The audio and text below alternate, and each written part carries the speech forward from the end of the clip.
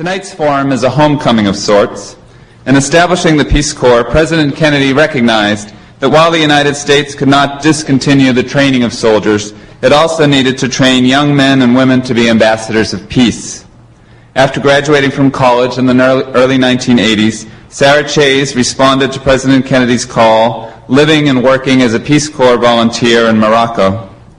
Distinguishing her service was the fact that 20 years earlier her father, the late Abram Chayes, served as legal advisor in the Kennedy administration, playing an important role in sustaining a more peaceful world by helping to resolve the crises in Berlin and Cuba and to facilitate the signing of the Nuclear Test Ban Treaty. And so it is a special honor to welcome Sarah Chayes to the library that is dedicated to the president for whom her father so nobly worked, and where her father's papers from that period are housed and made available to the public. After years of reporting for National Public Radio in the Balkans, North Africa, and the Middle East, Sarah Chayes was stationed for many years in Paris, where she chronicled issues and trends in France that resonate in the United States, and, she writes, filed a seemingly endless series of stories about food. Shaken by the terrorist attacks in 2001, she wondered whether that event might goad the United States to, quote, be what we kept saying we were, the champions of human dignity, the exemplars of public participation in government, of government acting in good faith, the mentors of people struggling to be free. Wanting to make her own contribution to those ideals, she called her NPR editor to volunteer to report on events unfolding on the Afghan-Pakistani border, and then, as the Taliban fell, she entered Kandahar, their former stronghold, where she has remained ever since. Her new book, The Punishment of Virtue, Inside Afghanistan After the Taliban, is an engrossing account of her experience reporting on the political reconstruction of Afghanistan and her decision in late 2001 to leave NPR to join Qayyum Karzai, the brother of the ruling president, to create a non-government organization dedicated to rebuilding Afghan civil society. Her efforts constructing new schools and repairing villages brought her into direct conflict with Afghan warlords, made her the recipient of numerous death threats, and led her to form a devastating critique of U.S. policy in Afghanistan, which we will hear more about tonight. The Punishment of Virtue is on sale in our bookstore, and Ms. Chayes will sign copies after tonight's conversation. Joining the discussion with insights from his own reporting from Afghanistan is Sebastian Junger, author of the best-selling books A Perfect Storm and A Death in Belmont. He has worked as a special correspondent in Afghanistan in 1996 and 2000. He later reported on the fall of Kabul, and most recently, last December, he was embedded with U.S. troops in Afghanistan. In addition, he has reported on civil wars, war crimes, and human rights abuses in Liberia, Kosovo, Cyprus, Bosnia, and Kashmir. After inviting Mr. Junger based on his exceptional war reporting, we discovered that he and Sarah Chayes were childhood friends from the age of 5, growing up in Belmont. And we're honored that Sebastian Junger's parents, Ellen and Miguel Junger, and Sarah Chayes' mother, Antonio Chayes, are here with us in the audience this evening. Moderating tonight's forum is Jessica Stern, one of the country's foremost experts on terrorism. In the mid-1990s, she worked for the U.S. National Security Council, developing policies to reduce the threat of nuclear smuggling and terrorism. She's the author of The Ultimate Terrorist and currently teaches at the Kennedy School of Government at Harvard University. 5 years ago this week, when we, like the rest of the nation, searched for answers on how our country should respond to the terrorist attacks in New York City, we turned to Jessica Stern to speak at a forum such as this one, and we are pleased to do so again tonight. Dr. Stern. Thank you very much.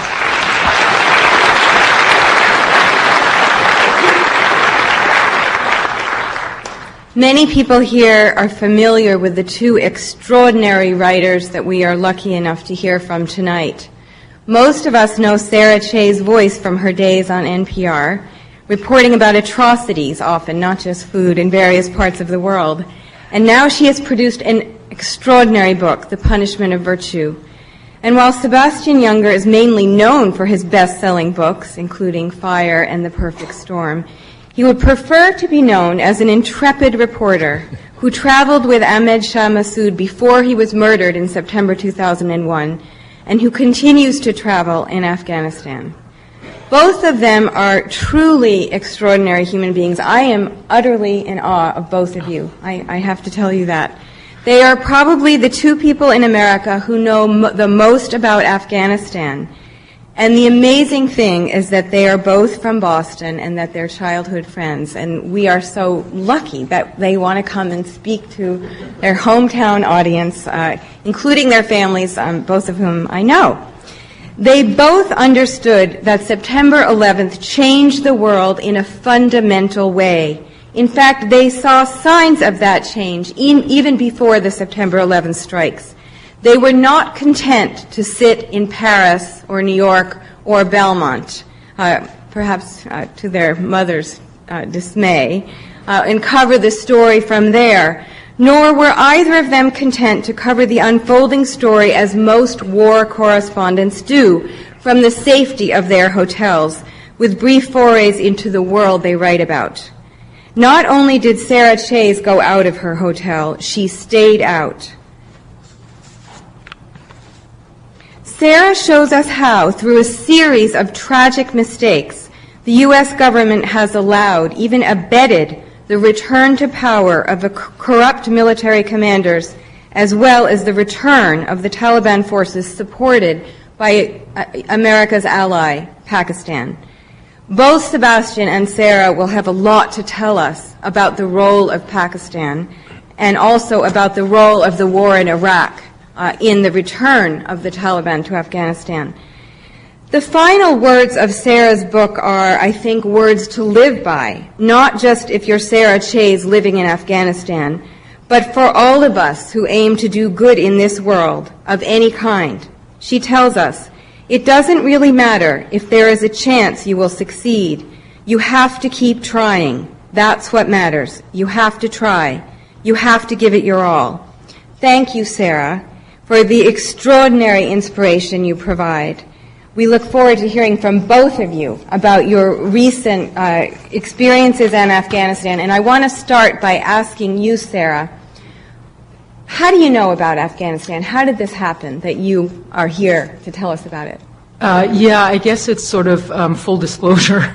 I was an NPR reporter assigned to cover the conflict against the Taliban, and I had been feeling a little bit of discomfort with reporting anyway, feeling partly that, it's time to shut up already and do something, and also had a problem with the kind of do a story and come out and do another story and the lack of continuity. I was beginning to feel very strongly that in reporting as well as in real life, like policy, continuity is really critical.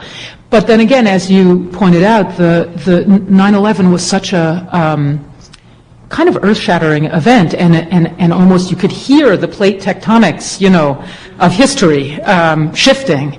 And Afghanistan was where it was happening. Afghanistan was where history was taking place, and it seemed like this was the place to stay. So I ended up working for President Karzai's older brother. It was President Karzai's uncle who kind of said, wouldn't you come back and help us? And I said yes, before I even registered the question. And so it was a very odd way to end up staying there, because I wasn't just a regular development or humanitarian aid worker. I was working for the president's older brother, who explicitly gave us a mandate to involve ourselves in issues of policy. So we were both doing stuff on the ground, like rebuilding a house, and then when we ran into policy issues, like when the governor held up our tractor load of stone, we talked about it, which is really taboo normally in the humanitarian world. And now what I'm doing is running a small agribusiness. We make soap, which you can buy in Wellesley and on the Cape at Harry's Tools on the Cape. But it's very important to me, actually, this mixing of living an ordinary life on the ground and then reflecting on it. I think that the instinct that we had at Afghans for Civil Society, which is very iconoclastic, is a good one, because you actually have a lot more to say about, let's say, warlordism when it's your tractor that's being held up at gunpoint than if you're kind of studying it from a distance. Sebastian, you obviously had an intuition way before September 11th that Afghanistan and Southwest Asia would be critically important to the world, way before most people understood that. Why did you have that intuition? And also, I'd love to hear about your recent experiences in Afghanistan. Well, my first overseas magazine assignment was to write about some Westerners who were kidnapped in Kashmir in 94, I think it was. 95, and I looked into the story a little bit, and I realized that the guys who had kidnapped these Westerners, they'd been trained in Afghanistan. They'd fought in Afghanistan, and I said to my editor, "Look, if I'm going to do this story, the real source of the problem, the source of the story, is Afghanistan. I mean, I'll write a story about Kashmir and the kidnapping, but Afghanistan is really the root of it, and I want to go there too." And he indulged me, and I went to Jalalabad and Kabul in the summer of '96, and my idea was to write about the Al-Qaeda training. They weren't called Al-Qaeda training camps then, but what we would call Al-Qaeda training camps now, outside of Jalalabad. And of course, I couldn't go up to those camps, but they were well known, and people in town knew about them and said, "Look, we're Afghans. We can't even go up there. We'll get killed. Bad things are happening. There are foreigners up there that are planning bad things." And but it also was a time of great chaos in Afghanistan. I remember while I was there, two villages just started having an artillery duel just because they had a dispute. And I went out to one of them in the middle of this battle, and I was talking to one of the fighters, and this is where I started to get an inkling of what part of the problem might be. I was talking to one of the fighters, a very nice young guy who spoke some English, and I asked why do you speak such good English? And he said, "Well, I used to work for an aid organization in Peshawar." I said, "Oh, what did you do for them?" And he said, "Oh, I was a typist." And he's sitting here with the Kalashnikov, on a hilltop at this point, talking to me. And I said, "Well, which did you like better, typing or fighting?" And he said, "Oh, definitely fighting." And he pointed to his Kalashnikov and said, "This types a lot faster." I started to realize there's, politics and social influences aside, there's also that fact that chaos sort of breeds chaos, and I don't know if it's something inherent to the psychology of young men or young people or what, but there is a drama in war that I think sometimes really does pull people. It's tragic, but it is a factor that we have to, I think, all think about if we want to stop war, which obviously we do. I went back in 2000. I had an amazing opportunity to spend 6 weeks with Ahmad Shah Massoud. It was right before winter set in the fall of 2000, and he was launching a counter-offensive to try to open up his supply routes before winter. There was very, very heavy fighting. The first time I'd really been exposed to that kind of thing. Massoud was just a mesmerizing man, really forward-looking and idealistic, and there was something so intensely charismatic about him that he really was. I mean, I couldn't understand the language he spoke, but when he spoke, he would talk for hours to his commanders, sort of strategizing and yelling at them a lot, and you could not watch him. And it didn't matter that you couldn't understand him. There was something about his voice and the movements of his hands. He was just absolutely captivating. And he said in Paris a few months later, he went to Paris at the invitation of the French government, he said, "Bad things are being planned in Afghanistan, and not only will Afghans suffer, but you in the West will suffer as well if you don't do something about it, if you don't pressure Pakistan to stop their meddling in Afghanistan, to stop the support of the Taliban." And of course, 9/11 came. Massoud had been killed 2 days earlier. I went back to Afghanistan immediately afterwards. I saw Kabul fall to the Northern Alliance, and then last December I was in Afghanistan with the U.S. forces, embedded with the U.S. military, which was a very different and equally amazing experience. I'm going to disobey my marching instructions and ask you something sort of unprofessional. Why aren't you afraid? What makes you think I'm not afraid? What happens when you are with Massoud? I mean, I'd like to ask you both this, but What happens? Why don't you want to just go home? I've been in several situations where I was very frightened, and every single time I thought, I just want to go home. I mean, you can be afraid. Being afraid isn't the end of the world. It's just an unpleasant feeling. And wanting to go home is part of being there. And if you accept that as just part of what happens there, then it's sort of okay. But I've had a couple of moments thinking, it's not my business to be hurt or killed in someone else's war. That's not, I have a country to go home to, a family to go home to. You have to do your reporting in a way that maybe isn't guaranteed to be absolutely safe, but as close as you can come. And so in years of reporting, there's maybe 4 or 5 times where I really thought, wow, this is miserable and I can't wait for this to be over. One of those times was with Massoud. We got shelled very heavily by the Taliban. The Northern Alliance had taken a hilltop position. We'd gone out there by horseback. It was very remote. They'd just taken over this position. The machine guns were still pointed the wrong way. And we got there right when the Taliban launched a counterattack, and they started pounding us, the hilltop, with Katyusha rockets. And I was curled up in literally a fetal position. I mean, I was practically sucking my thumb, thinking, I just want to go home.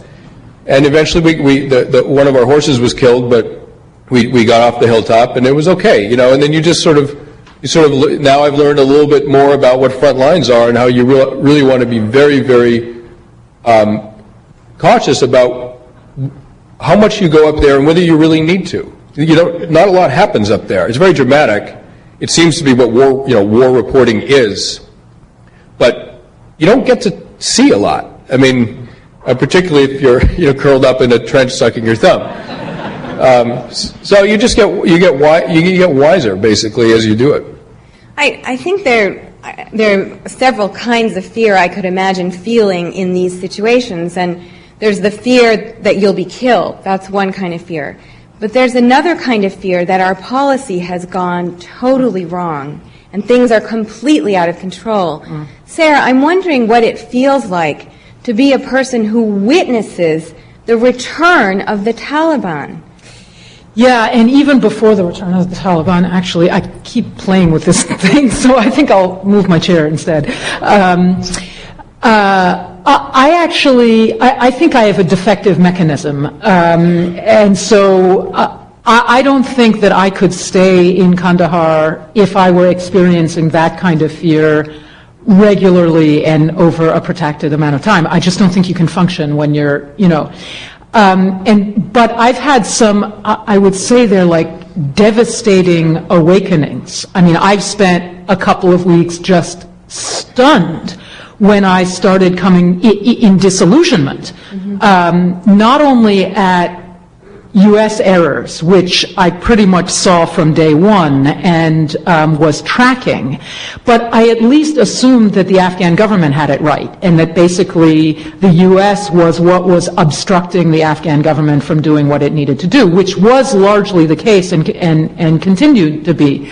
But there were some choices, some personnel choices made by the Afghan government mid-2003 is when the most devastating version of this. That was when the ground moved out from under me, because I just thought, how can I know this stuff? How can President Karzai not know this stuff? Or what is it that he is constrained by that I can't see? In other words, for the first 2 years or so, I was taking pretty much everything at face value that we were being told, both by American policymakers and by the government of Afghanistan, and assuming that it was incompetence or stupidity or institutional shortcomings, which you can forgive, that were causing things not to work out the way that they ought to have. And when these personnel choices were made, those explanations didn't work anymore. So I definitely had a couple of weeks of, oh my God, there's something else going on here that I can't get a purchase on. I had the sense reading your book that you were far more afraid actually coming to those realizations than you were when you realized that a memo you had written, for example, that might be released in a way that would put your life in jeopardy instantly, that you seemed more disturbed, more frightened in a more fundamental way by your recognition about how things had gone so wrong. And I'm wondering if you can tell us, just sort of sketch out for us, what has happened with the Taliban?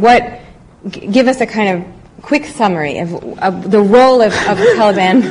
Sorry.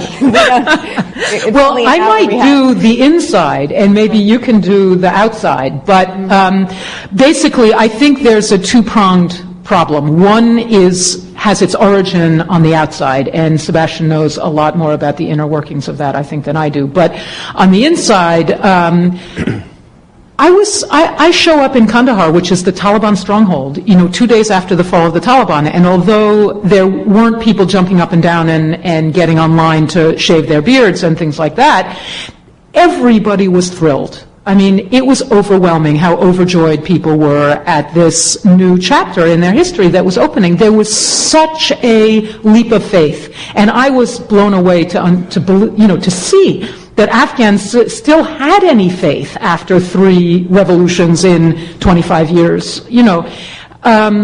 And unfortunately what happened is that because of maybe understandable on a military basis, U.S. decisions to kind of team up with pretty disreputable warlord types for the military part of the anti-Taliban campaign, what happened was there was no plan, of course, for what was going to happen after the end of the Taliban. This has now become a kind of chorus in U.S. foreign policy. But somehow it was as though all you have to do is cut off the head, and even though it's a traumatized society suffering from basically collective post-traumatic stress disorder, whose governing institutions had been pulverized by 25 years basically of war, followed by 6 years of a very specific kind of government institution, it was as though suddenly not just democracy, which is a big word, but accountable, responsible governing institutions at every level were going to spring up, even though we also gave these warlords so much money and weaponry that they were beyond the reach of their fellow citizens to kind of rein them in. So over the last 5 years, they have not been reined in. And what the experience of the ordinary Afghan person with their own government is such a painful and hostile and costly experience. In other words, they're either being shaken down, they're being kidnapped for ransom, they're being, asked for bribes, they're being roughed up. I see soldiers on the street pushing people for no reason. I mean, yes, they got off the bus on the side of the road where there's a checkpoint, and so the soldiers, instead of saying, "Could you please cross the street?" physically hurl people across the street. And so into this context, in my view, primarily Pakistan is injecting what really amounts to an invasion.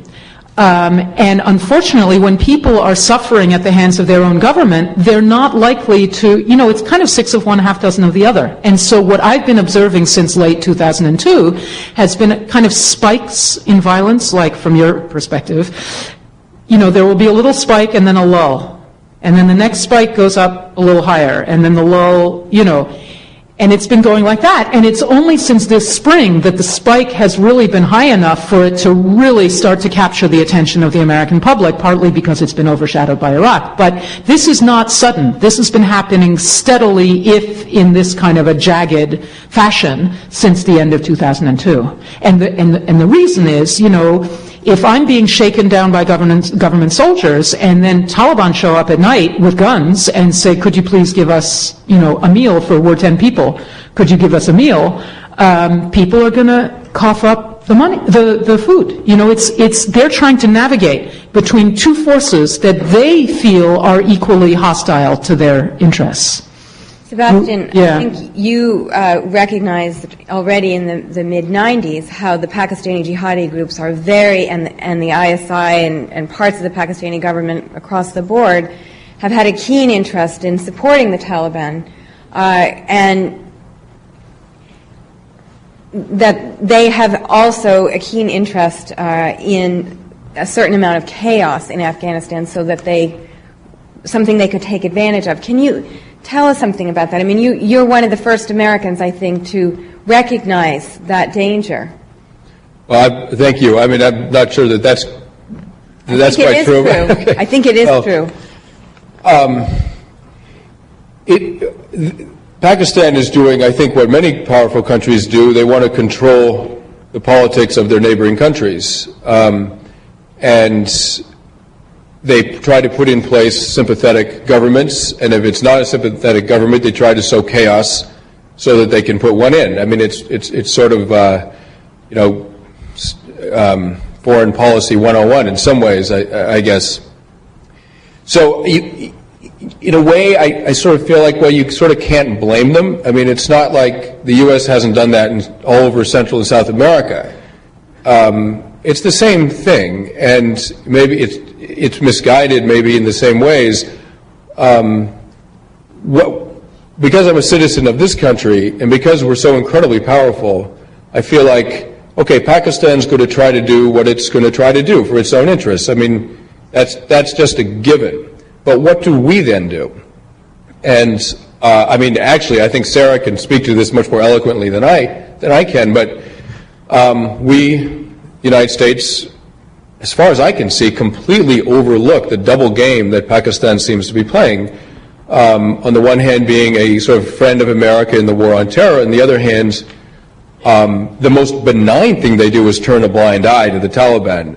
The most poisonous thing they do is, I mean, at the very least, they turn a blind eye, but there's quite a lot of evidence, very, very good evidence, that they're actively supporting the Taliban and really not attending to those forces within their own country. I was with American forces in December, and I could talk to privates, sergeants, lieutenants, captains. They would all say, with some level of indignation, Pakistan's our ally. What are they doing training the guys who are killing American soldiers? With American money, incidentally. Right, with American money. As soon as you sort of go above the rank of captain, no one dares say a thing about that. It's not like the military doesn't know this. It's that there's a military reality, and then there's a political reality that they are essentially subordinate to. And they're very, very aware of that political reality, particularly when talking to a reporter. I think ultimately the problem is, I think the administration doesn't particularly care about Afghanistan. It's the only conclusion I can draw by how badly it's going. One guy that I talked to, I didn't put this in an article because I didn't want to get him in trouble. I don't think I've really even said this in public before, but one guy that I talked to, very, very sharp, competent American soldier in Afghanistan, said that in the summer of 2001, so a month before 9/11, he was sent with a special unit into Jordan to scout out invasion routes into Iraq. That plan was there. I mean, 9/11 came, and it gave that plan some justification and momentum, but it was there before 9/11, and I think it might have been almost irksome to the administration that they had to attend to Afghanistan first. If we were not in Iraq, there just aren't enough helicopters in Afghanistan to do the job. There's something like 5,000 American soldiers whose job is combat. I mean, there's a lot of support troops. There's something like 5,000 American fighting men and women in Afghanistan. It's just not enough. With or without NATO, it's not enough. If we were not in Iraq, I think you can't talk about the failure, looks to be the increasing failure in Afghanistan, without talking about Iraq. Let me say Iraq for another. Yeah, I sort of feel like responding on two of those things, and I did want to. Sarah, let me just remind you of something you said, and see if you can respond to it. You argue. She's going to add a third thing. Go ahead. You argue. Your mother told me to give you a hard time. You argue that in exchange for a few high-level Exactly. That's what I wanted to get into. So what I think say it, okay, I'm going to. See, this is what I told the organizers of this thing, is that they really shouldn't put the two of us up here, because we're just going to be completing each other's sentences since we agree with each other about everything anyway. I wanted to explore what I see Pakistan, as Sebastian does. Pakistan's agenda in Afghanistan is a very regional, tactical agenda. They have used, the Pakistani government has used jihadi vocabulary as something to galvanize people and to kind of hide behind, but fundamentally they never had a jihadi agenda. They have a backyard agenda. Osama bin Laden shows up in 1996, and I presume the Pakistani government was delighted, because that was bringing money and men and things like that into their fight to, through the Taliban, control Afghanistan. But what that means, then he had his agenda, which was genuinely international, and brought us with our big boots into Afghanistan. And so objectively, I don't think Pakistan really wastes any love at all on Al-Qaeda. I don't think they're interested in Al-Qaeda. I think, if anything, they're a little bit irritated that Al-Qaeda broke up their nice marble game in Afghanistan. And so what they've been doing is actually buying us off with Al-Qaeda operatives, and buying our looking the other way on the Taliban. And I think Sebastian's exactly right, that we fundamentally didn't really care, in spite of all of the verbiage about Afghanistan. That was definitely a subordinate issue, one to Iraq, and two also to we need a Muslim ally someplace, and Pakistan is bigger than Afghanistan, so we'll take that one. And so that really defined our policy a lot. Pakistan wanted certain things, and it wanted a blind eye turned to the Taliban. I guess I'll wait on the Iraq thing until we get into Iraq, but I totally agree, but I would add some other aspects of it. Well, why don't we now talk about Iraq? Okay. I mean, as you know, there is a new national intelligence estimate, at least according to what we read in the press, a highly classified estimate that concludes that the Iraq war has increased the risk of terrorism. I can tell you that when a national intelligence estimate is usually a problem, because it's a consensus document, and for all the intelligence agencies to come to a conclusion like this is shocking. How do you two see that? What do you see as the role of Iraq? Sebastian, you were starting to talk about it. Maybe you want to say a little more. Well, I mean, I was sort of coming to an end there, but I think it really has forced us to take our eye off the ball. Just in sheer numbers of soldiers, helicopters, and sort of psychic energy in this country. It really has taken away from a winnable and morally solid war in Afghanistan. In a way that, at this point, we may not be able to undo. I mean, in a weird way, the war that I think President Bush hoped to have in Iraq, he had on a platter in Afghanistan. Absolutely, yeah. And we sort of bypassed it, and it's tragic for all three countries, really. And what to do about it, I sort of have no idea. I really have no idea. But that, to me, is Iraq is a major issue with Afghanistan. The way I experienced that was that. We were waiting for this Marshall Plan. We're, starting spring of 2002, we're waiting for this huge flooding of concentration and money and all of this stuff that was supposed to pour into Afghanistan. And it never happened. And we were also with my sister Eve, who's also in the audience, we were working together on Afghans for Civil Society, and we kept wondering, calling each other and saying, well, what do you suppose they're waiting for? Do you think it's maybe the Loya Jirga, the first big tribal council that named President Karzai as transitional president of the country? And we kept, and then we were fuming about that. Like, don't they understand that it's more likely to give him a solid position if we come through for him now? Well, it was later that I realized that all of those resources were on hold for Iraq, that there never was the flood of focus and attention and resources on Afghanistan that supposedly later shifted to Iraq. It never got there in order to shift. But that said, the caveat that I would offer is that I saw the fundamental mistakes that have sent Afghanistan in the direction that it's gone were made well before Iraq. They were made, during. As I say, I can understand that you grab allies where you can find them in an urgent military conflict, but my problem is you don't, by default, enthrone them as provincial governors or provincial governing officials. And that fundamental mistake was made a year before Iraq ever happened. And I still believe that even with the amount of resources that have been earmarked for Afghanistan, if those resources had been applied more intelligently, if there had been more transmission of knowledge from one rotation to another, if there had been, and that has to do with the psychic energy that you're talking about, but there are it's not only how many resources or how much money or even how many troops you devote to an issue, it's also how you devote those resources, and that mistake was and has hardly been repaired as far as I can tell. Terrorist organizations have often told me about a strategy that involves utilizing social welfare to win over the hearts and minds of a population they hope to recruit. Right. And I'm wondering, what do you think?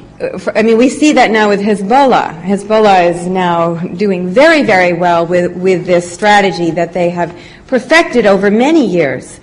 What would happen if the United States were to essentially follow that strategy? How would the world be different? Yeah, what I see in Afghanistan, I don't see the Taliban doing the Hezbollah thing, but what I do see is that the government is not performing the regular duties that a government ought to perform. And so, we had to register our cooperative with the Agriculture Department. It took 7 months. It took 7 months. This is like 3 pieces of paper. It took 7 months mostly because we weren't willing to pay a bribe. But this was driving out once a week to their office, which is 2 miles outside of town. It's sort of like taking 7 months to get your driver's license and going down to Watertown, and having to go once a week for 7 months before you could get those papers completed. And that's the situation now. And so what I heard early on when I would talk about governance was, later, we want to deal with security first. But it turns out that if you don't focus on governance, you're going to get insecurity of various kinds. And so I think so in my view, how we could help turn the situation around at this point, if there is a hope of that, is by, at least in Afghanistan, I'm not sure it would work in Iraq, but is by demanding more accountability from the government officials that we pretty much ushered into power. And that means in particular on a provincial level. And it means really riding herd on people in a very detailed fashion, like, oh golly, the manufacturers are having a hard time getting title to the land in the industrial zone. Well, you have to talk to the governor and get him to address this problem. Or a friend of mine who runs an NGO, an Afghan friend of mine, who had 15 wells to drill in a district, and he gets a call from the district chief who says, you're going to drill your wells in this and this and this villages. And my friend was able to say, well, no, I'm not. And he had the gumption to sort of stand up to them, but he had to fight it for a long time. Whereas I think, he ought to have been able to bring this to some of the international officials who are around and say, look, here's the situation I'm running into. Can you put some pressure on the governor to make sure that I'm able to deliver this humanitarian assistance in a non-partial way? Mm-hmm. How do Afghans view Americans? Did you want to weigh in on this before we move? Well, actually, it dovetails with that. So why don't you go for it. No, you go for it. It's interesting as a foreign reporter, not just in Afghanistan, but really all over the world, the view that people have of America. And I think it's changed a little bit. I don't think it's changed massively in some ways.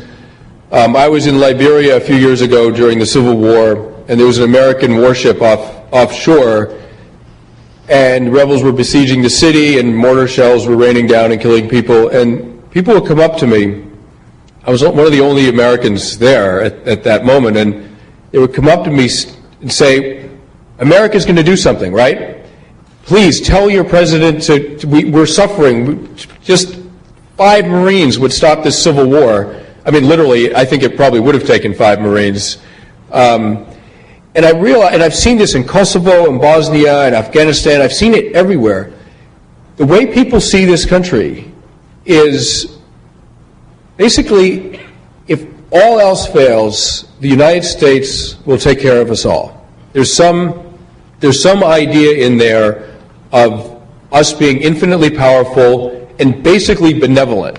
And that's plus or minus one administration or another. I mean, of course, that changes, but there's a basic benevolence and an almost infinite power. And what that does is it gets people, very powerless, terrified people, to think, well, there are parents in the house somewhere, and the parents are the United States. And I think that cuts through the Muslim world, the former communist world. I think that covers the entire world. And so in Afghanistan, that is, I mean, I was getting hugged on the streets of Kabul after Kabul fell, simply because I was American. It's amazing. I mean, even last December, I had trouble finding an Afghan who wanted the American troops to leave. I mean, people really look to us for protection, and it cuts across religion and politics and everything else. I can feel you inhaling. Right. That said, the problem with this is projected. We're also projecting that. We are talking as though we are going to fix it, and that we are benevolent, and we're going to bring all this great stuff and democracy and things like that. So the problem with that is that then you get very bitter disillusionment. Yeah. And that's what I'm starting to experience. Believe it or not, about 99.5% of Kandaharis believe that we are working with the Taliban. See, this is the problem with this kind of a feeling is, oh my gosh, if the Taliban are doing so well and the Americans are here, this has to be part of American policy. And then the logic is even a little bit more specific than that. People remember that in the 1980s, in the anti-Soviet war in Afghanistan, we were not spending money directly on the anti-Soviet resistance inside Afghanistan because that could have provoked a nuclear conflict, and so it was, taboo. So there was this fiction that, of course, everyone winked at. Everyone knew it was a fiction, but we were providing money to Pakistan, and then Pakistan, and they, a lot, like $250 million a year on average over a decade. It was a major operation. And then Pakistan would dole our money out to the different resistance factions, actually focusing on the one that was the most extremist. And so what Afghans are seeing is, let's see, America is allied with Pakistan.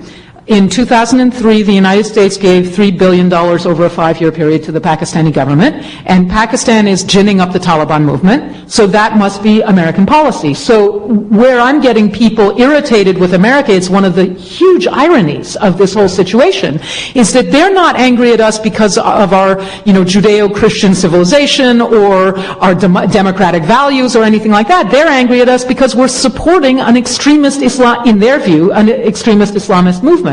So there's that, and then also the warlordism and corruption. Pretty much because of what Sebastian just said, Afghans have very little room in their analysis for incompetence or failure. So they assume that if there's massive corruption in Afghanistan, that's our policy. And it's pretty much ending up on our door. Yes, it's the downside, the sort of PR downside of appearing all-powerful. Well, if you're all-powerful... And all virtuous. And all virtuous, yeah. And if those two things are true and things aren't going very well, that must mean that we as an all-powerful country want it to go that way. It gets very, very complicated. And then the democracy issue also. When you have President Bush telling everyone that what we're doing in their country is bringing democracy, well then the population is saying, oh, Okay, so what you're saying is that very corrupt and rather brutal public officials, stolen elections, and an insurgency, that's democracy? No, thank you. I'd rather try something else. And so it's actually giving democracy a really bad name. And what I keep hearing from audiences is, is it right or proper for the United States to impose our way of, our version of democracy on people who may not be ready for it or may not want it? And I'm thinking, wait a second. I have this joke, which also makes my mother blench, which is that I'm going to be the collective mayor of Kandahar with my cooperative, that my cooperative is going to become mayor of Kandahar. And so in this joke, I asked the guys, I have 3 guys and 4 guys, but the 3 guys who were in the room at the time, I said, well, okay, when we're mayor of Kandahar, what do you guys want to do? What job do you want? So one of them says he wants to be the person who who's in charge of the cleanliness. I mean, basically, here's a guy volunteering to be the garbage man because he is really upset at all of the detritus that's, visible in the streets and things like that. The next guy says he wants to be the one in charge of the public register so that, that powerful and rich people don't encroach on public land or on other people's land and basically arrogate other people's land. And the third guy says he wants to be the one who disguises himself and goes into the market and checks out the bread and makes sure that the bread that by regulation is supposed to be a quarter of a pound actually weighs a quarter of a pound, and that the meat is, and it's like these people know how to run a railroad, and we have not been imposing democracy. We may have been imposing American democracy as we are currently experiencing it, but I would like to think that as a nation we have something more to offer than that. Just to follow up a little bit on that, when I was in Afghanistan in 2000, I was there during the contested election, and news dribbled over even to the Northern Alliance fighters in northern Afghanistan that there were a wee bit of troubles in the United States, and we couldn't really we weren't really able to sort our government out. And they would ask me very sort of sweetly and innocently, "Are you going to have a civil war in your country too?"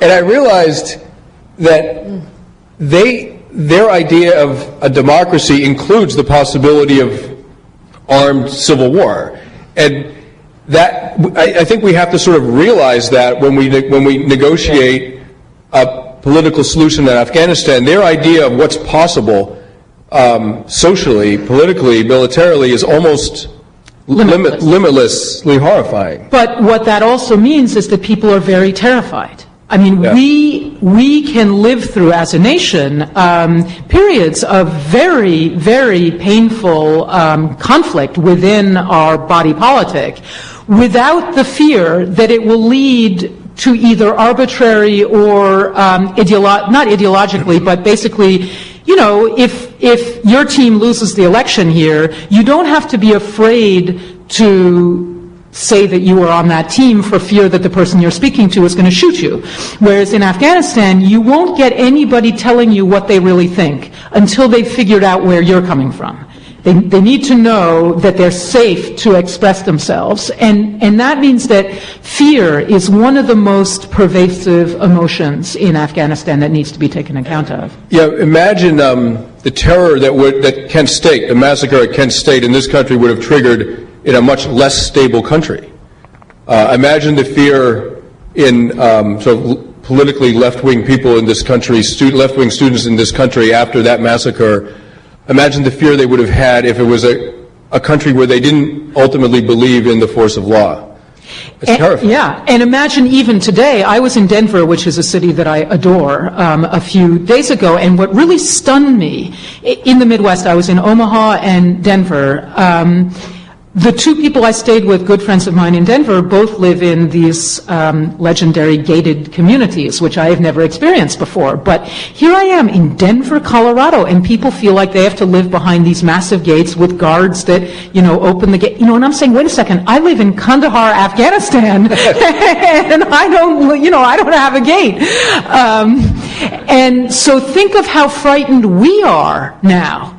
And imagine when people ask me, well, are things getting a little rough in Kandahar? It's like, yeah, I mean, my staff members or cooperative members are coming to work through body parts pretty much once a week or twice a week. And we are now spending an hour or 2 hours of our time every day metabolizing whatever happened last night, be it a suicide bombing or be it a battle. I mean, the one that blew me away was a battle for the district headquarters of a district that's a mile south of Kandahar proper, and one of my guys lives in, my mother is now freaking out again, so this is not a good topic. Then we'll ask you to move us along smartly. But, so he's standing on his roof from about 3 in the morning until about 7 in the morning, and he comes in, with his hair on fire saying, did you hear about Dun? Did you hear about Dun District? And I said, no, what's going on? And so he explains to me what he watched from his rooftop, and then I get another friend of ours who is very close to the police department, who basically poo-poos it and says, oh yeah, there was a little half an hour battle. And Nurullah is saying, wait, what are you talking about? I stood on my roof and watched this from 3 in the morning until 7 in the morning. So count them. There are 4 full ones, Then I go up to Kabul, and I hear from NATO that all is quiet on the Kandahar front, whereas we've had night battles every single day in another district where there's battles every single day. And then I mentioned Dund, and they didn't know about it, and it turns out that reporting on the ground is not happening because some contingents, literally, as Sebastian said, are so overstretched that they can't be on the scene, and so they're not wild about their chain of command hearing that, there are these battles that they can't even get to. So that to say again, although Afghans have this reputation for being very bloodthirsty and hardy and things like that, it's difficult to overestimate the impact of an intimidation campaign. Shocking, actually, really shocking. Sebastian, I'm wondering if you can tell us how we are to interpret President Musharraf's decision essentially to let Waziristan go. What does this mean? Everyone assumes that if bin Laden is not dead, that is where he is. Why would Musharraf make this decision? What kind of ally is this? Well, I mean, I have to assume that he either thinks wait, I got to say this right. I'm not sure if I can think quickly enough to say it, so I'll rephrase it. He must think that doing this won't give him a mortal wound in his relations with the United States. I mean, I'll just put it that way. He must have made some calculation that he can get away with this, and really, what are you going to do about it to us? I'd like to come back to something. I agree with that, and I'd like to tease it out a little bit further. What I said before was that Musharraf doesn't give a darn about al-Qaeda, so he's been turning al-Qaeda over to us. He knows that we do give a darn about al-Qaeda, and so my own suspicion, in spite of endless barrage of so-called information from various parts of the American and other establishment, is that Osama bin Laden has never been in Waziristan. He's not in Pakistan. I don't think, in my own view, I think Pakistan knows that that's the one thing they couldn't do and maintain a relationship with the United States. Pakistan could do almost anything else except harbor Osama bin Laden. And so in my view, he's someplace else. Waziristan is irrelevant to anything. Believe me, Waziristan has nothing to do with whatever is going on in Afghanistan. It may have marginally something to do with stuff that's going on in Pakistan. If anything, it may be that the Waziristan crowd is a little bit uncomfortable. It's just a little bit too hardline for Musharraf, although he's been stoking the hardliners as a way to keep us worried and keep us attached to him. Basically, what he's been doing schematically is to build up this boogeyman and then tell us, see, if I'm not in power, there's this boogeyman that would be in power if I wasn't.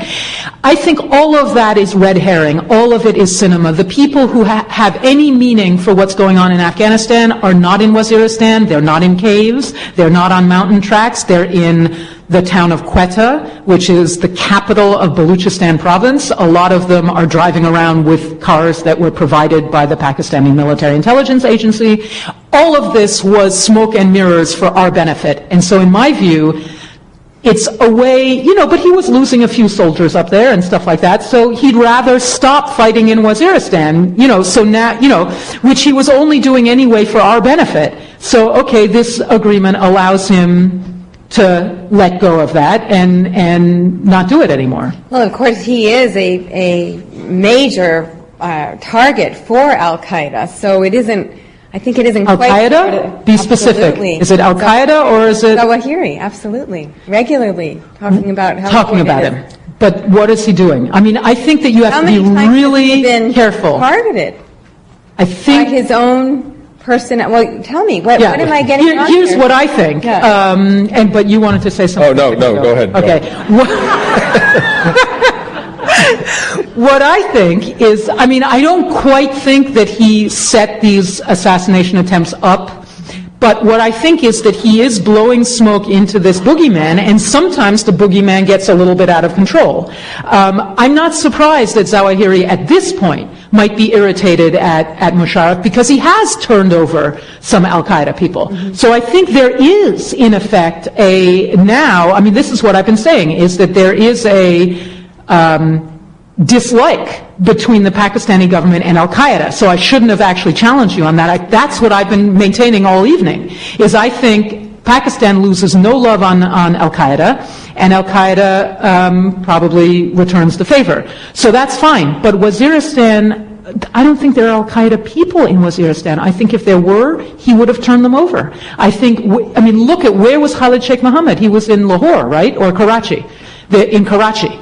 When look back historically over the last 5 years, when Pakistan has turned over an Al-Qaeda operative, they've been found in the cities, not in Waziristan. So the Waziristan thing is a fantasy. Yeah, and they get their tapes out pretty quickly. We know from events that they refer to that audio and videotapes come out. I don't know what number of days it is, but clearly they're not being recorded in a cave in a very remote area. They have probably access, wherever they are, wherever these people are, they probably have access to modern communication and electronics. So it really isn't a question of finding people in caves. It's not, whatever it is, it's not that. There's also these different groups. There's a very hardcore group in the Pakistani military that dislikes Musharraf. There's the Taliban, and there's Al-Qaeda, and their interests, they converge, but they don't completely overlap. And so there's a very complex political game going on in the opposition, just amongst the opposition to Musharraf. Then if you throw in Musharraf plus the Afghans and the U.S., it's a really complicated game. And it sort of reminds me, I didn't actually read this article, but a friend of mine read it and repeated this quote to me. It was a guard in Guantanamo, American soldier in Guantanamo, talking about the sort of micro-politics that the prisoners in Guantanamo are capable of conducting. And he said, they're really good at it. He said, basically, we're playing checkers and they're playing chess. And I have the feeling that sort of describes our public policy all over the place. But while being complex, I don't think it's illegible. I don't think it's entirely, you guys shouldn't now go home and say, oh God, I'll never be able to understand anything about this. I don't think that's what you're driving at. But that is why we can't operate in a country like this without getting really down and chewing the oak tree roots kind of thing. And, so again, just to say, Al-Qaeda and the Taliban have a profoundly different agenda. Al-Qaeda is, I think, a self-generated organization and its various offshoots. The Taliban are not a self-generated organization. They were ginned up by the Pakistani government in 1994, and I think are continue to be ginned up with a very specific localized agenda. And the problem for us is that the vocabulary is very similar. And even sometimes there's some sharing of resources and assets and things like that. Yeah, like the camps that Sebastian talked about in the beginning. I'd like to invite you all to come and line up by the microphones so we can open it up to your questions. I think basically what you've just persuaded us is the importance of information, that it's critically important for us to understand that it's in Musharraf's interest both to be targeted by al-Qaeda and look like he's about to fall in order to persuade us that he's our only hope against al-Qaeda. So it's very complicated, and this is the reason why it's so important for international security that there be people courageous enough to go into these places and really learn about what is actually happening. I'll take your question. And before we start, let me say that I'm going to be ruthless. And I won't allow speeches, only questions. No speeches, and also no double questions. We're both journalists, and we both hate it in press conferences when our colleagues raise their hands and have 3 questions. That's no fair. So you only get 1 question. Anyone who had follow-on questions to their own questions, decide which one you care about the most. As a veteran of these talks, I'm with you entirely on how to do questioning.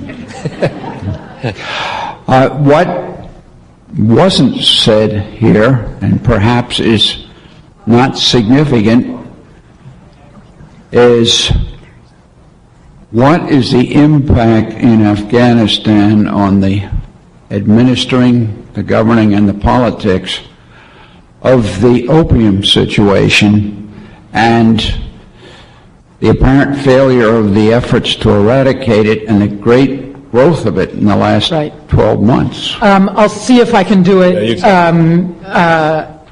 There are lots of reasons people grow opium.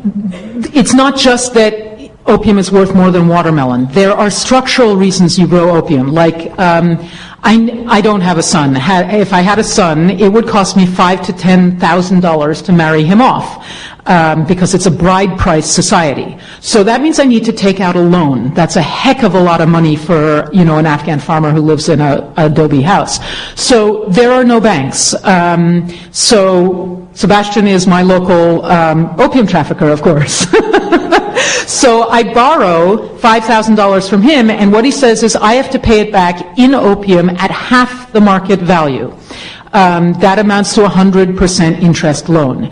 Let's say the government comes in and eradicates my opium. Well, that means that I missed my deadline for paying my debt. So it's going to go to the next year. I have to plant the opium again, and Sebastian's going to charge me double. He's going to make it worth a quarter of the market value. So I essentially have to plant twice as much opium. This is one of the reasons that I think that eradication programs are worse than useless in this kind of a situation. What is needed, it's not that absent other policies, they're worse than useless. If you also had a microcredit system that wasn't only for entrepreneurial credit, but also for consumer loans, for agricultural loans. People have the same problem when they need fertilizer. They take the fertilizer from Sebastian, and then they have to pay him back. It's only a 50% interest. But I've talked to farmers and said, what if you had 20% interest? 20% interest, they almost begin to weep at how wonderful that would be. The drought has a major impact also because there's been roughly close to 10 years of drought in southern Afghanistan. It's been on and off for the last 5 years. But what that means, there's no rainfall agriculture anywhere, but there are irrigation channels, and those are pretty dry. And particularly this past year has been a really bad year in terms of rainfall. And so that means people are sucking water up out of wells, which they have to do with diesel water pumps, diesel-fired water pumps, because there's no electricity. So you have to pay for diesel in order to farm your land, which means people have to take land out of production, and so they have to have a crop that's going to make more money for them with less land. So those are the issues that I would focus on if I had an anti-opium policy. I would want to get loans out to the countryside.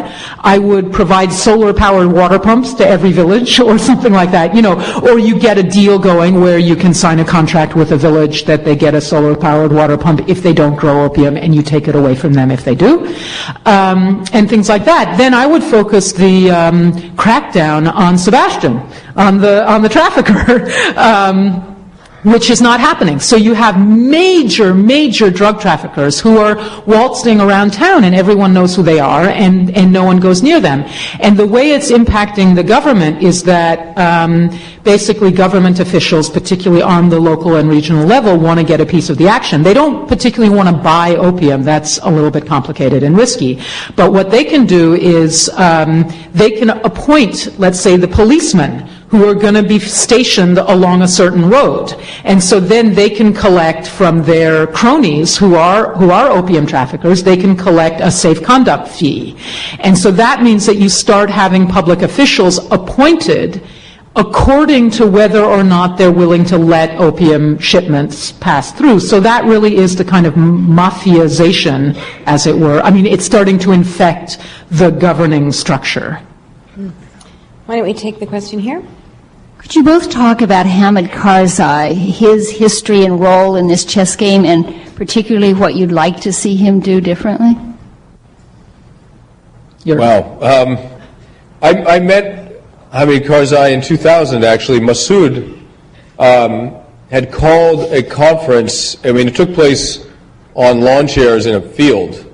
And he called a conference of Afghan leaders for the post-Taliban era. He believed that it was only a matter of time before the Taliban fell, and that he wanted a sort of a government already ready to step in whenever that were to happen. He was training a police force to keep order in Kabul. He was incredibly sort of forward-looking. And one of the Afghan leaders who I'd met was Hamid Karzai. And I remember him being just incredibly sort of charming and well-spoken and gentle. It was the only time I've met him. So I don't have a lot to say about him. I mean, I read the New York Times, and that's what I know about him, basically, except for that one meeting where he really stood out. And also I thought, I read after 9/11, when he was brought into Afghanistan, I believe he gave the chances of his own survival at 20%. And he went into Afghanistan with the belief that, I don't know, his country needed him. This was his calling. I don't know how he sort of articulated that to himself, but I do know that he thought his chances of surviving this process was something like 20%. And I just thought, whatever his flaws are, and I think they seem to be maybe expanding, or maybe not, I don't know, but whatever his flaws are, I just thought, my God, that is bravery. I feel like I live in a country where people, not everyone, but an awful lot of politicians won't even really dare risk losing re-election on a principle. And Hamid Karzai is risking his life on a principle, and I just thought, where are those guys? Why don't we get any? And it was just a sort of funny moment of, I mean, we're such a powerful country, and there's so many amazing things about this country, and once in a while, a person or a situation in a very poor foreign country will just sort of bring you up short. And when I heard that 20% figure, that was one of those moments for me. I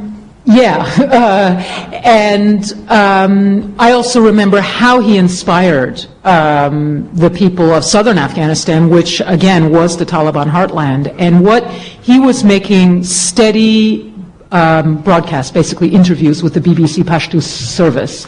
And it was like a civic education class, in a way, that he was bringing his country up to speed with what the international significance of the Taliban regime and its al-Qaeda guests had been, and really spinning a vision for them of what the future could look like and would look like. And unfortunately, I think that he came under a lot of pressure from the United States, in particular, to not move that vision forward. Basically, he, early on, in late 2001 and 2002, he really did have a kind of sense of how he wanted to move these warlord governors out of power.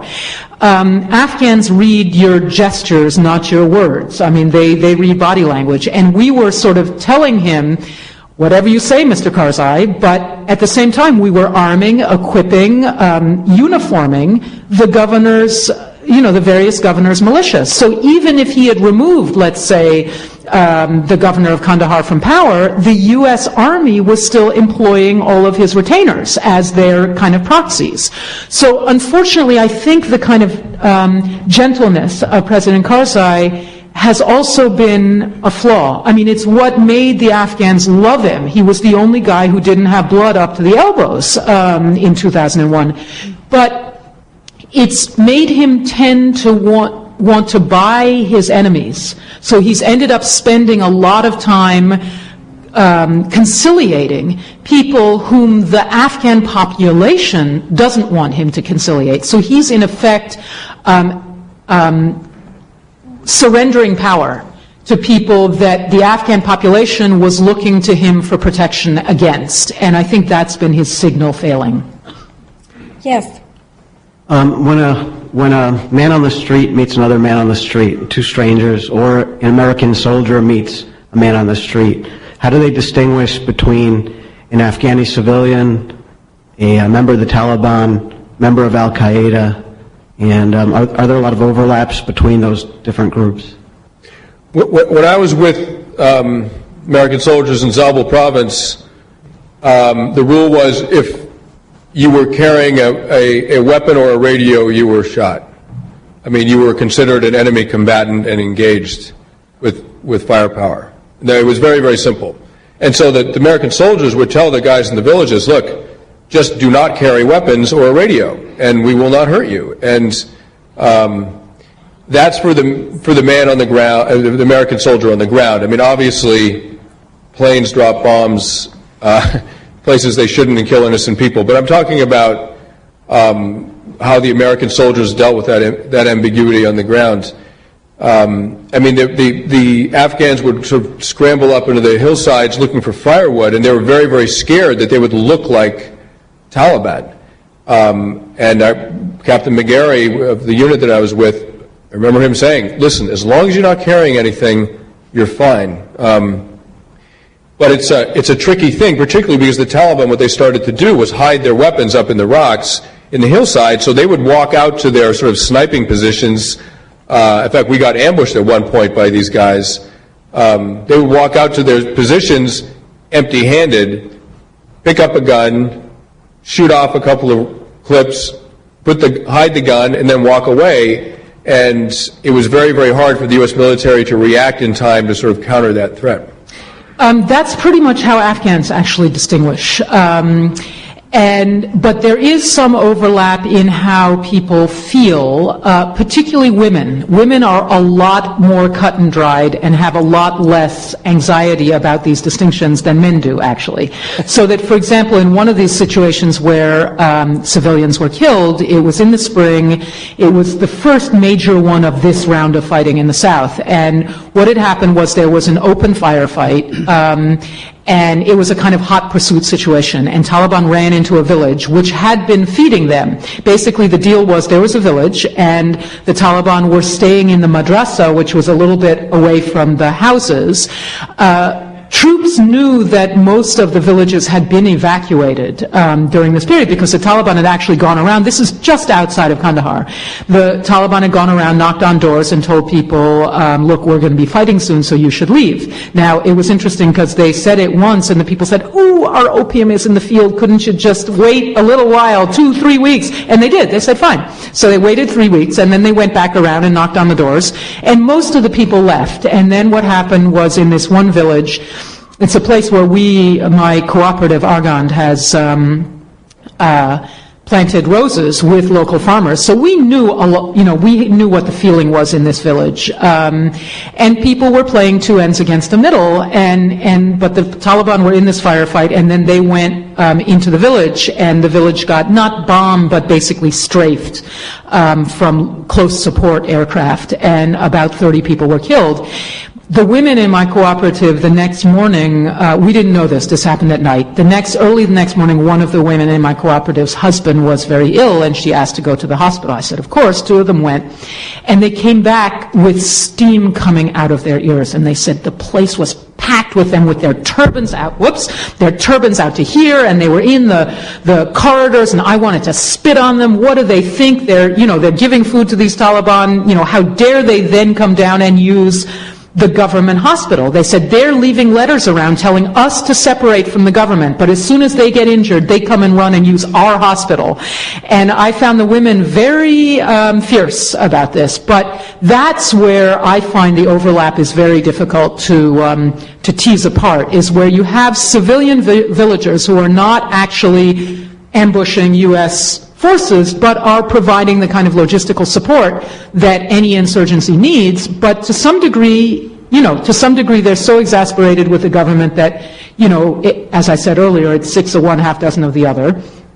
To some degree, they're intimidated into it. I mean, you're out in a village with no, let's say, police protection, no patrols, no support from your government, and 20 people with guns show up and say, give us some food. What are you going to do? I would, however, say that there is fury in Kandahar at the suicide bombings. I mean, there's a lot of sense of the honor, what you were saying about the kid, that Kalashnikovs work faster than typewriters, but that's honorable. It's seen to be honorable in Kandahar warfare. Fighting other armed groups. What nobody accepts is the death, the murder of civilians in a bombing situation. So even when I ask people to rank the governments, the highest marks are for the post-Soviet communist government of Kandahar. That's what everyone likes the most, because it functioned properly and because it persuaded the Mujahideen. There was a real negotiation that happened with the anti-Soviet Mujahideen about please don't fight in town where people might get killed.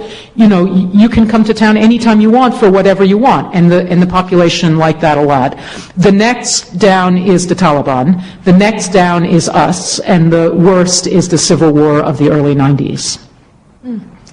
We're not going to be able to get through all these questions, so I'll say right now that Sarah's book will be for sale in the forum. She'll be signing books, and both of our speakers will hang out. We'll spend a little extra time, but because there's so many of you, I thought maybe I would take 2 questions at a time, starting with you.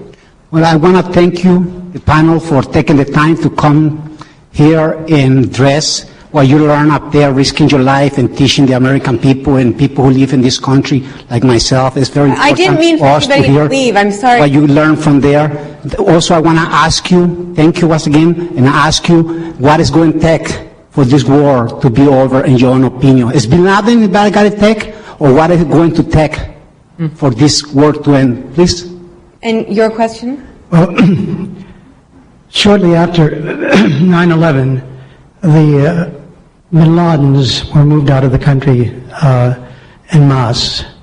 And my question is there something that I can read to explain this, or was this a memo from Rove to Bush to turn the other cheek, or for Cheney to dance cheek to cheek with Halliburton, or what? What was the thinking? That has been written about. There was a long article, I believe, in Vanity Fair, and also maybe in Atlantic. I can't remember, but that has been written about. It was a puzzling thing, but I think it was actually slightly less puzzling than I thought at first. But it has been written about. I read the Atlantic article. It didn't answer my question. Read Vanity Fair then. I write for Vanity Fair. I buy all their clothes. And you want what will it take to end the war? What will it take to, oh boy, thanks. It's not going to take one single thing. Even the capture and death of Osama bin Laden, capture and or death would not, I don't think it would have really a lot of impact. I think that he's been a kind of guiding spirit, and he's certainly an inspiration, but manifestly not concretely right now because he's not very visible. So as a martyr, I think he would be inspiring as many people as he is now. I think it takes this kind of really persistent, information-rich work on a local level to improve governance in these places, to have some respect for the people who are being governed. And that takes a lot of time, it takes a lot of patience, it takes a lot of effort, it takes a lot of manpower, it takes a lot of acquisition of knowledge. I mean, I'm pretty amazed when I know what I think the non-special authorization bill for the U.S. military is up over $3 billion a year, I think, not including the add-ons for Iraq and Afghanistan. If you take a look at how little of that is spent on things like, interactions with people like Sebastian or me, I think we've both done it, but we haven't been paid for it, as opposed to, the amount of money that goes into equipment. I think a lot more attention needs to be paid to the acquisition of knowledge. I certainly think that's right. I'm going to take two more questions, beginning with you. Thank you very much. I understand what you explained around the opium trade and the anthropological and practical reasons for the Afghanis. However, the cost goes up so high because someone purchases it. Okay? So who's purchasing it? Who are the consumers? And who's exporting it? Well, let me take another question. Yep. Yes. I'm from Afghanistan, and I just came here only like 20 days ago. And I thank you guys for bringing these facts to America. Okay. My question is, the Afghan government is very corrupt. It does not give a damn about the people. And even the president's brother is involved in drug dealing. Why does the United States government does not put pressure on Afghan government to care a little, to give a little attention to people? Because that way they will win the war, and I'm sure about it. Thanks.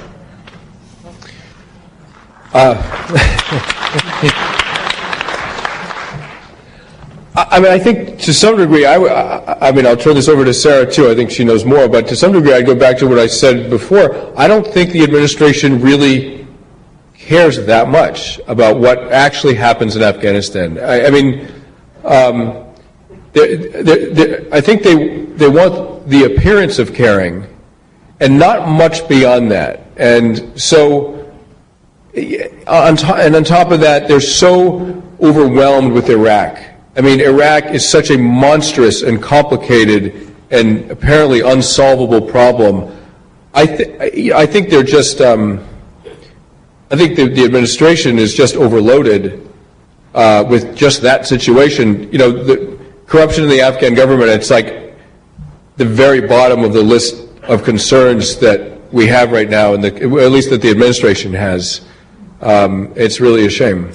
What's really interesting is that it took the deployment of European contingents to southern Afghanistan for somebody to start putting some of that pressure on the Afghan government. The British and the Dutch said, we're not going if you don't remove the warlord and drug-dealing governors of Helmand and Uruzgan provinces. And that happened immediately once that kind of a bargain was put on the table. And so I do think that there would be, there's leverage, but I think Sebastian's right. And what was the first one? This is the problem with the... Who's using the heroin? Who's using is Europe, and us. I mean, heroin now is practically cheaper than a six-pack, I think, on the streets of American cities. Take a look at what the drug market is here. But it's the traffickers. This is what I'm saying, is all of this focus is being put on the farmers. They're not really making a huge profit off of this. And so... force, in my view, ought to be applied not to the farmers. Farmers ought to have help with alternatives of various sorts, and force ought to be applied, in my view, to the major traffickers. Okay, we're going to take two more questions. And there are only three people standing up, can't we? You're willing yeah, there are only we'll three take people all standing three up. questions at once, and we'll start with you. The city of San Diego has a sister city relationship with Jalalabad. They've built a school there, and there's an exchange with Kandahar University. I know Denver has some similar relationship as well. You've both made it sound as though the train's left the station and this is over, but was there a moment when civil society initiatives might have made some difference in Afghanistan. And your question, sir? In your book, Dr. Stern, Terror in the Name of God, there's a quote from a Pakistani jihadi which has stayed with me. And you asked him, what's the greatest thing that you fear? And he said the greatest thing that he feared was free secular literacy, free secular education.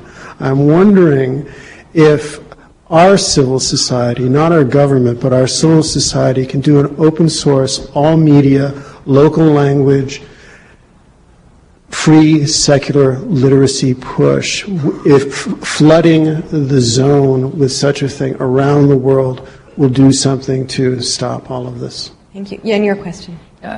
I gather from this side that suicide bombing is regarded as a kind of an import, as it was not for a long time a part of the Afghan scene at all. And I wonder if you would comment on how this is seen in Afghanistan.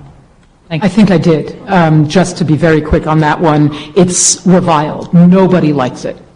So then we can focus on the other two. Right. There was there a time, it's really both on civil society, was there a time that civil society initiatives could have made a difference? Yeah, I mean, I think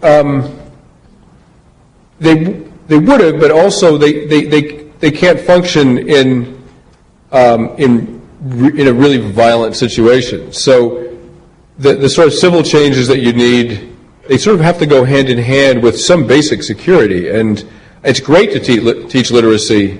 I think that is something that's terrifying to religious extremists of all religions and countries. But if there are firefights in the streets of your town, it's not going to tip the balance. I mean, you really you need to provide security as well, and that's one of the reasons I pointed out that we have 5,000 combat-ready American soldiers in Afghanistan. It's just not enough. I mean, they figured out from Kosovo and Bosnia, they figured out what the ratio is of armed peacekeepers to civilians that works, that sort of keeps a lid on the pressure cooker. And I don't know what that is, 50 to 1, something like that, 100 to 1, I don't know. But there's some number that we found in Ivory Coast and Sierra Leone. There's some number that they have come up with of guys with guns, international peacekeepers with guns versus civilians. We're not anywhere close to that in Afghanistan. And it may be that it's just doomed, if only because of that. I don't know. A couple of sort of stray thoughts on both of those, all of which support what Sebastian is saying, of course, since we're finishing each other's sentences. But the women in my cooperative, I have one of my my U.S. board members, who got very shrill about how important it is that I teach the women in our cooperative to read. And I sort of said, let's take one thing on, at a time. And she was quite adamant about this. And so I did propose this to the women. Well, how would you feel if, they couldn't say, please don't make us do anything else, because that would be rude and I'm their boss and stuff like that. And so they didn't come out with what their very eloquent look said, which was, we are dealing with feeding our families. Usually they're the only breadwinner. They've got, we're talking 10 minimum people that they have to feed. And they're coming to work through body parts. And it's like, don't make us think about anything else. The other problem with flooding is you're implying, how does one flood? Well, we think about flooding by internet. 20% literacy rate, you're not going to be flooding a lot of people with the internet. It's not really culturally appropriate, at least to a place like Afghanistan, maybe more so to Iraq and other countries. But the question about civil society, what was the time that civil society initiatives might have worked? I felt when we parachuted into this whole thing back in very early 2002, that we had 6 months. We had a 6 month window in which we might actually be able to get something moving. And so we felt frantically, under pressure. And I think that was about accurate, and it's interesting that nothing was happening on the ground in the first 6 months. But the other thing that I would urge is that when the U.S. government is pouring hundreds of thousands of dollars and a lot of guns into anti-civil society initiatives like warlord government, then it's a little bit unfair to cross our arms afterwards and say, okay, you guys have to deal with this. We didn't provide either Afghanistan or Iraq, those societies, with a situation where the citizens could get any traction. We gave the anti-civil society forces such a huge leg up that it's really a bit disingenuous to expect San Diego to be able to balance that in a balance. And I'd like to, since I'm preaching, I'd like to just finish up. Can I finish up with one last bit of sermon? Is that what I think a lot of this evening's discussion has been about is, although we haven't said it explicitly, is us versus them thinking. And I think we all experience, we all remember with us or against us. And that's a pretty natural reaction, I think, when humans are attacked, as we were attacked in 2001. However, in my view, it's not a particularly sophisticated reaction, nor is it even a particularly, we're talking about civilization here and whose civilization is being rejected by whom. I don't even think it's a very civilized reaction. And what I've discovered over the last 5 years, part of what I wanted to do was to combat us versus them thinking, because I think it's dangerous. There's probably not a lot that you as individual American citizens at this particular phase can do to have a direct impact on those situations. I think if you could carry away from this evening some of these broader ways of looking at conflicts and potential conflicts, even in your neighborhood or across the river from you or something like that, that would be, I think we would both be thrilled to have had that impact on you. Thank you both very, very much.